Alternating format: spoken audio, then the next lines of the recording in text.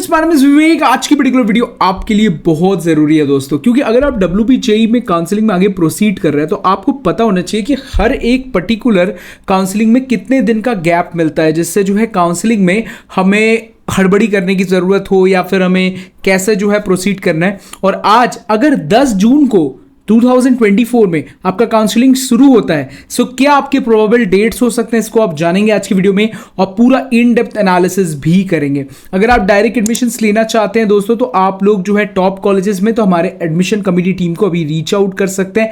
ध्यान रखेंगे, सिर्फ अगर आप डायरेक्ट एडमिशंस लाना चाहते हैं तभी आप रीच आउट करें। काउंसलिंग के लिए जो है दोस्तों आप लोग को हमारी उस पर्टिकुलर टीम से नहीं मदद मिल सकती। अगर आप काउंसलिंग के लिए प्रोसीड करना चाहते हैं तो आप काउंसलिंग असिस्टेंस में रजिस्टर कर सकते हैं। चलिए शुरू करते हैं, वो तो बाद की बात है, पहले हम देखते हैं काउंसलिंग डेट्स क्या है दोस्तों। तो चलिए शुरू करते हैं। मेरा नाम है विवेक और आप बेहतरीन वीडियो सिर्फ हमारे चैनल पे देख पाते हैं, तो सब्सक्राइब भी नहीं करते और लाइक भी नहीं करते, ये तो गलत बात है दोस्तों, आप जरूर कर लीजिए। शुरुआत करते हैं। यहाँ पर कैंडिडेट के रजिस्ट्रेशन हम देखेंगे कि पेमेंट और जो रजिस्ट्रेशन पहली बार अब जब काउंसलिंग शुरू होता है, अगर हम लोग की काउंसलिंग 10 तारीख जून से शुरू होती है तो दोस्तों आपको टोटल 6 डेज मिलते हैं। मतलब 10 तारीख को इंक्लूड करके टोटल आपके पास 6 डेज होंगे आपके काउंसलिंग में, आपको सारा डिटेल्स फिल करने के लिए और आपकी चॉइस फिलिंग को भी करने के लिए आपके पास टोटल जो है 6 डेज का टाइम होगा और आपको इसके अंदर कर लेना है। इसके बाद चलिए, ये तो बहुत ज़्यादा दिन है, इस पर तो बड़ी आसानी से हम कर लेंगे। इसके बाद जो है दोस्तों आपके पास एक मॉक अलॉटमेंट सीट आएगा। अब ये मॉक अलॉटमेंट क्या होता है, इसके ऊपर एक डिटेल वीडियो हम बाद में कवर अप करेंगे। मॉक अलॉटमेंट ऐसा होता है दोस्तों कि आपको क्या प्रोबेबल चॉइस मिल सकता है, और ये ऐसे ही नहीं आता। ये दोस्तों सारे बच्चों ने पूरे के पूरे काउंसलिंग में कितने फॉर्म जिन्होंने भरा है उसको देखते हुए आपको क्या मिल सकता है, एक मॉक अलॉटमेंट आपको मिलेगा।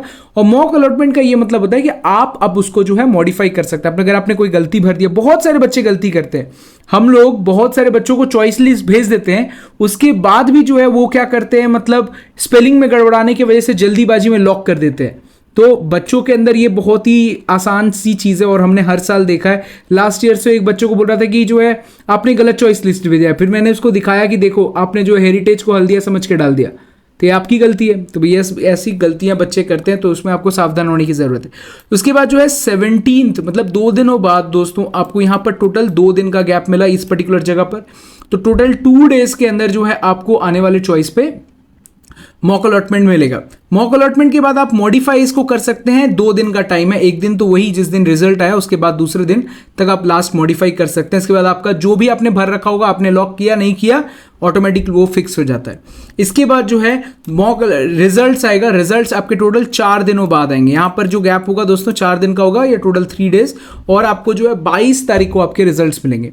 अब जब 22 तारीख को आपको रिजल्ट्स मिलता है तो आपके पास उस पर्टिकुलर कॉलेज जो भी आपको मिला है वो आपको जाने का मौका मिलेगा। और वहां पर आप अगर नो करेंगे, देखिए आप यहां पर नो अपग्रेडेशन करेंगे तो आपका जो भी चॉइस होगा उसमें आपको एडमिशन लेना पड़ेगा, और यस करेंगे तो आपको अपग्रेड करना पड़ेगा। अब यहाँ बहुत सारे बच्चे क्या करते हैं ना, बहुत सारे लोगों का भी फोन आता होगा आप लोगों की, जब आप चॉइस भर रहे हैं तो आप हमारा कॉलेज 1 नंबर में भरिएगा, ठीक है, ऐसा कीजिएगा आप। तो ऐसा वो लोग क्यों करते हैं दोस्तों कि अगर आपका चॉइस नंबर 1 होता है लॉक, तो आपकी काउंसलिंग और होती ही नहीं है, आपको वहीं एडमिशन लेना है या फिर आप काउंसलिंग के बाहर हो जाएंगे।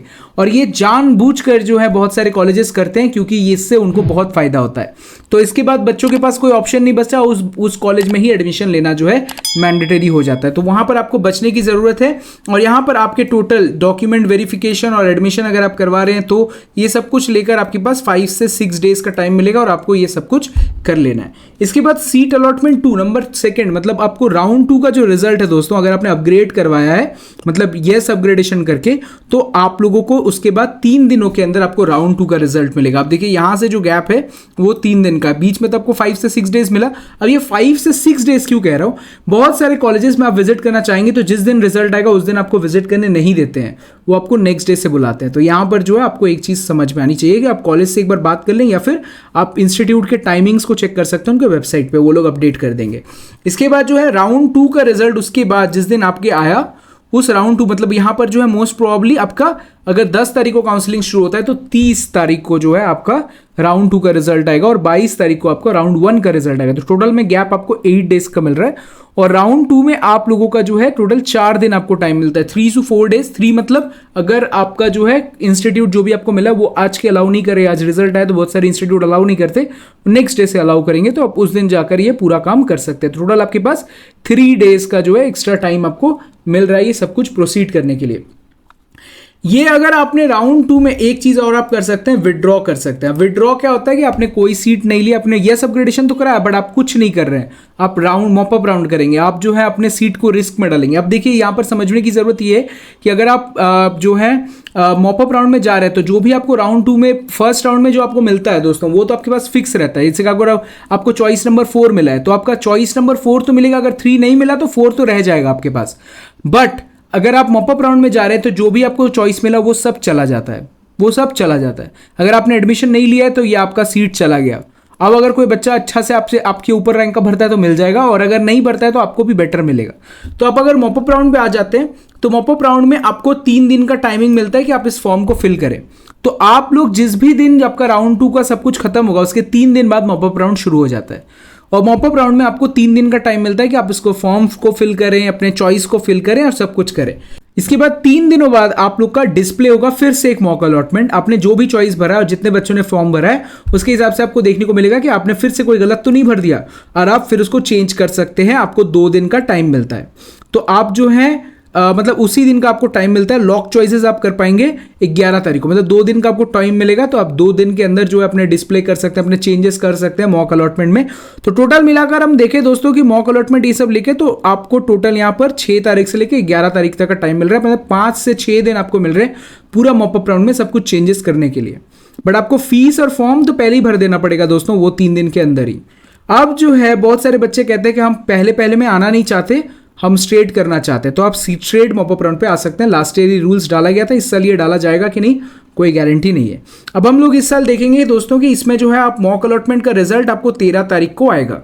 अब ये 13 तारीख का मतलब आप देखिए आपकी काउंसलिंग शुरू हुई थी 10 तारीख को, मतलब 1 महीना 3 दिन आपका गुजर चुका है। अब जो है मॉक अलॉटमेंट का रिजल्ट आएगा, तो ये पेशेंस बहुत जरूरी है।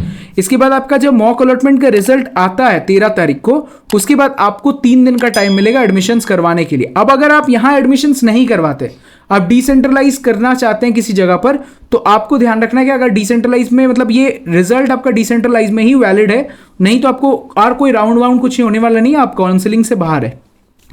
तो ये है टोटल फंडा ऑफ द WBGI काउंसलिंग के डेट्स। अगर हम देखें प्रॉब्ली हर एक दिन को, तो 10 तारीख से अगर काउंसलिंग शुरू होती है जून में, तो दोस्तों आपका जो है 15th ऑफ मतलब 1 महीना 15 दिन आप समझ के रखिए, जो है 1 महीना 5 दिन आपके पूरी काउंसलिंग चलती है। तो टोटल मिलाकर आपका काउंसलिंग चलता है ऑलमोस्ट क्लोज टू 35 डेज। अब 35 डेज के अंदर जो है आपकी काउंसलिंग शुरू होकर खत्म हो जाती है मॉपअप राउंड तक। और अगर हम डिसेंट्रलाइज की बात करें तो डिसेंट्रलाइज में दोस्तों आपका जो डेट्स है, क्लासेस जब शुरू होने वाली रहती हैं, अगस्त का टाइम जब रहता है, उस पर्टिकुलर जगह से आपके 2 वीक्स पहले या फिर 2 वीक्स बाद आपकी डिसेंट्रलाइज होगी। मतलब आप डिसेंट्रलाइज में बहुत लेट से ज्वाइन करते हैं। ओके, सो इसके बाद अगर आप डिसेंट्रलाइज की बात करें तो फर्स्ट ऑफ अगस्त से आपकी डिसेंट्रलाइज ऑलमोस्ट हो सकती है। So this are the probable dates. My probability की मेरे को ऐसा लगता है कि प्रेडिक्टेबिलिटी की 10 तारीख से शुरू होता है और ये जो डेट्स आपको दिखने वाले हैं और ऐसे करके आपको लगेगा। और ये PDF अगर आपको डाउनलोड करना है तो डिस्क्रिप्शन से कर सकते हैं। अगर आपको काउंसलिंग में कोई मदद चाहिए दोस्तों तो आप हमारी काउंसलिंग असिस्टेंस को खरीद सकते हैं। अगर रजिस्टर करना चाहते हैं तो बस आप लोग जो है यहाँ पर जो दिए हुए लिंक है, अगर आप इस पर क्लिक करेंगे तो आप लोग जो है बड़ी आसानी से यहाँ पर रजिस्टर कर पाएंगे। जैसे कि मैं यहाँ पर क्लिक करता हूँ, यहाँ पर लीव साइट का ऑप्शन आता है, मैं लीव करता हूँ और आप देखिए यहाँ पर जो है हम लोग का टोटल फॉर्म खुल जाएगा।